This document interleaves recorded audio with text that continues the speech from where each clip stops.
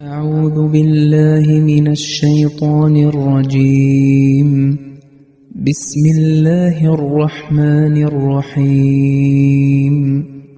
زين للذين كفروا الحياة الدنيا ويسخرون من الذين آمنوا والذين اتقوا فوقهم يوم القيامة والله يرزق من يشاء بغير حساب. كان الناس أمة واحدة فبعث الله النبيين مبشرين ومنذرين وأنزل معهم الكتاب بالحق ليحكم بين الناس فيما اختلفوا فيه وما اختلف فيه إلا الذين أوتوه من بعد ما جاءتهم البينات بغيا بينهم فهدى الله الذين آمنوا لما اختلفوا فيه من الحق بإذنه والله يهدي من يشاء إلى صراط مستقيم. അസ്സലാമു അലൈക്കും വറഹ്മത്തുള്ളാഹി വബറകാതുഹു. സൂറത്തുൽ ബഖറയിലെ 213, 214 വചനങ്ങളാണ് ഇവിടെ പാരായണം ചെയ്യപ്പെട്ടത്. ഇതിൻ്റെ അർത്ഥം ഇപ്രകാരമാണ്: അവിശ്വാസികൾക്ക് ഇഹലോക ജീവിതം കൗതുകകരമായി കാണിക്കപ്പെട്ടിരിക്കുന്നു. വിശ്വാസികളെ അവർ പരിഹസിക്കുകയും ചെയ്യുന്നു. എന്നാൽ സൂക്ഷ്മത പാലിക്കുന്നവരാകട്ടെ പുനരുദ്ധാന നാളിൽ അവരുടെ മേലെയായിരിക്കും. അള്ളാഹു താൻ ഉദ്ദേശിക്കുന്നവർക്ക് കണക്കില്ലാതെ അനുഗ്രഹങ്ങൾ നൽകുന്നു. ഇനി 214 ആയത്തിൻ്റെ അർത്ഥം: മനുഷ്യർ ഒരൊറ്റ സമുദായമായിരുന്നു. പിന്നീട് അവർ വ്യത്യസ്ത ചേരികളായി പിരിഞ്ഞു. അപ്പോൾ സന്തോഷവാർത്ത അറിയിക്കുന്നവരും താക്കീത് നൽകുന്നവരുമായ പ്രവാചകന്മാരെ അള്ളാഹു നിയോഗിച്ചു. മനുഷ്യർക്കിടയിൽ ഭിന്നഭിപ്രായമുള്ള കാര്യങ്ങളിൽ താൻ വിധി കൽപ്പിക്കുന്നതിനായി സത്യം ഉൾക്കൊള്ളുന്ന ഗ്രന്ഥം അവരോടൊപ്പം അവൻ അവതരിപ്പിക്കുകയും ചെയ്തു. എന്നാൽ അവർക്ക് സ്പഷ്ടമായ ദൃഷ്ടാന്തങ്ങൾ വന്നുകിട്ടിയ ശേഷം അവരുടെ അന്യോന്യ സ്പർദ്ധ നിമിത്തം അതു നൽകപ്പെട്ടവരല്ലാതെ അതിൽ, അതായത് വേദഗ്രന്ഥത്തിൻ്റെ കാര്യത്തിൽ ഭിന്നിച്ചിട്ടില്ല. അങ്ങനെ ഏതൊരു സത്യത്തിൽ അവർ ഭിന്നിച്ചുവോ അതിലേക്ക് അള്ളാഹു തൻ്റെ കൽപ്പന പ്രകാരം വിശ്വസിച്ചവരെ നയിച്ചു. അള്ളാഹു താൻ ഉദ്ദേശിക്കുന്നവരെ സന്മാർഗത്തിലേക്ക് നയിക്കുന്നു. 213 ആയത്തിൻ്റെ വിശദീകരണമായിരുന്നു നടന്നുകൊണ്ടിരുന്നത്. ഇതിൻ്റെ തുടർച്ചയായി ഹസ്രത്ത് ഖലീഫത്തുൽ മസീഹ് സാനി റളിയല്ലാഹു അൻഹു തഫ്സീർ കബീറിൽ പറയുന്നു: ഇവിടെ വല്ലാഹു യർസുഖു മൻ യശാഉ ബിഗൈരി ഹിസാബ്, അതായത് അള്ളാഹു അവൻ ഉദ്ദേശിക്കുന്നവർക്ക് കണക്കില്ലാതെ നൽകുന്നു എന്ന ഭാഗത്തിൽ കണക്കില്ലാതെ എന്ന പ്രയോഗം സത്യനിഷേധികൾക്കല്ല ഉപയോഗിച്ചിരിക്കുന്നത്, മറിച്ച് വിശ്വാസികൾക്ക് വേണ്ടിയുള്ളതാണ്. സാധാരണഗതിയിൽ ഒരാൾക്ക് അർഹമായത് അളന്നു തിട്ടപ്പെടുത്തി നൽകുന്നതിനെയാണ് ഹിസാബ് അഥവാ കണക്ക് എന്ന് പറയുന്നത്. എന്നാൽ കണക്കില്ലാതെ നൽകുക എന്ന് പറഞ്ഞാൽ ഒരാൾക്ക് അർഹതപ്പെട്ടതിനേക്കാൾ എത്രയോ മടങ്ങധികം നൽകുക എന്നാണ് അർത്ഥം. വിശ്വാസികൾക്ക് അവരുടെ പ്രവൃത്തികൾക്ക് ലഭിക്കേണ്ടതിനേക്കാൾ വലിയ പ്രതിഫലം അള്ളാഹു നൽകുമെന്ന രഹസ്യമാണ് ഈ വാക്കുകളിലുള്ളത്. രണ്ടാമതായി, സത്യനിഷേധികളോട് അവർക്ക് ലഭിച്ച അനുഗ്രഹങ്ങളെക്കുറിച്ച് ചോദിക്കപ്പെടും. അത് എങ്ങനെ ചെലവഴിച്ചു എന്നതിന് അവർ കൃത്യമായ കണക്ക് ബോധിപ്പിക്കേണ്ടി വരും. എന്നാൽ വിശ്വാസികൾക്ക് നൽകുന്നത് ഒരു സമ്മാനം പോലെയാണ്. ഒരു സുഹൃത്ത് മറ്റൊരു സുഹൃത്തിന് നൽകുന്നത് എങ്ങനെയാണോ അതുപോലെ. അവിടെ കർശനമായ കണക്കെടുപ്പുകൾ ഉണ്ടാകില്ല. ഇതിന് തെളിവായി നബി സല്ലല്ലാഹു അലൈഹി വസല്ലം പറയുന്നു: എൻ്റെ സമുദായത്തിൽ നിന്ന് 70,000 ആളുകൾ യാതൊരു വിചാരണയും കണക്കും കൂടാതെ സ്വർഗത്തിൽ പ്രവേശിക്കും. നബി സല്ലല്ലാഹു അലൈഹി വസല്ലം മറ്റൊരു സ്ഥലത്ത് പറയുന്നു: മൻ നൂക്കിഷൽ ഹിസാബ ഉസിബ, അതായത് കർശനമായ കണക്കെടുപ്പിന് വിധേയനാകുന്നവൻ ശിക്ഷിക്കപ്പെടും. ഇത് കേട്ടപ്പോൾ ആയിഷ റളിയല്ലാഹു അൻഹ ചോദിച്ചു: ഖുർആനിൽ ലളിതമായ വിചാരണയെക്കുറിച്ച്, അതായത് ഹിസാബ യസീറ എന്ന് പറയുന്നുണ്ടല്ലോ. അപ്പോൾ നബി സല്ലല്ലാഹു അലൈഹി വസല്ലം വിശദീകരിച്ചത് വിശ്വാസികൾക്ക് കാര്യങ്ങൾ എളുപ്പമായിരിക്കുമെന്നും എന്നാൽ സത്യനിഷേധികളോട് ഓരോ കാര്യത്തിലും കൃത്യമായ വിചാരണ ഉണ്ടാകുമെന്നുമാണ്. ചുരുക്കത്തിൽ വിശ്വാസികൾക്ക് പരലോകത്ത് ലഭിക്കുന്ന അനുഗ്രഹങ്ങൾ കണക്കുകൾക്കും അപ്പുറം അള്ളാഹുവിൻ്റെ വലിയ കാരുണ്യമായിരിക്കും. അതുപോലെ തന്നെ ബേഹിസാബ് അഥവാ കണക്കില്ലാതെ എന്നതിന് അള്ളാഹുവിൽ നിന്ന് ഒരിക്കലും അവസാനിക്കാത്ത പ്രതിഫലം അവർക്ക് ലഭിക്കുമെന്നൊരർത്ഥം കൂടിയുണ്ട്. ഈ വചനം ഭൗതികമായ വിജയവുമായി ബന്ധപ്പെട്ടത് കൂടിയായതിനാൽ അള്ളാഹു താൻ ഉദ്ദേശിക്കുന്നവർക്ക് കണക്കില്ലാതെ നൽകുന്നു എന്നതിൻ്റെ അർത്ഥം മുസ്ലിങ്ങൾക്ക് സഹിച്ച ത്യാഗങ്ങൾക്ക് അള്ളാഹു അവർക്ക് പ്രതീക്ഷിച്ചതിലും വലിയ പ്രതിഫലം നൽകുമെന്നാണ്.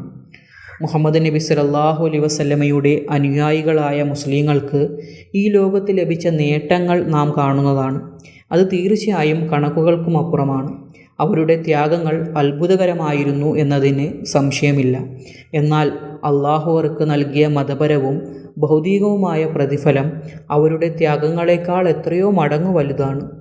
അള്ളാഹു അവരെ ഒരു വശത്ത് ഭൗതികമായ അധികാരത്തിൻ്റെ സിംഹാസനത്തിലിരുത്തിയപ്പോൾ മറുവശത്ത് ആത്മീയമായി റളിയ അൻഹും വറളു അൻഹു, അതായത് അള്ളാഹു അവരെ പ്രീതിപ്പെട്ടു, അവർ അള്ളാഹുവിനെ പ്രീതിപ്പെട്ടു എന്ന സൂറത്ത് തൗബയിലെ 100-ാമത്തെ ആയത്തിൽ പറയുന്നത് പോലെ ആ ശാശ്വതമായ അംഗീകാരം അള്ളാഹു നൽകി അവരെ അനുഗ്രഹിച്ചു.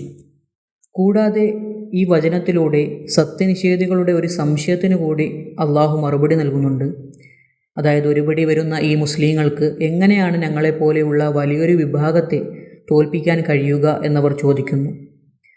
അപ്പോൾ അള്ളാഹു ഏതെങ്കിലും ഒരു ജനതയ്ക്ക് തൻ്റെ അനുഗ്രഹങ്ങൾ നൽകാൻ തീരുമാനിച്ചാൽ അവനത് കണക്കുകൾ നോക്കാതെ നൽകുമെന്ന് അള്ളാഹു ഇതിലൂടെ വ്യക്തമാക്കുന്നു.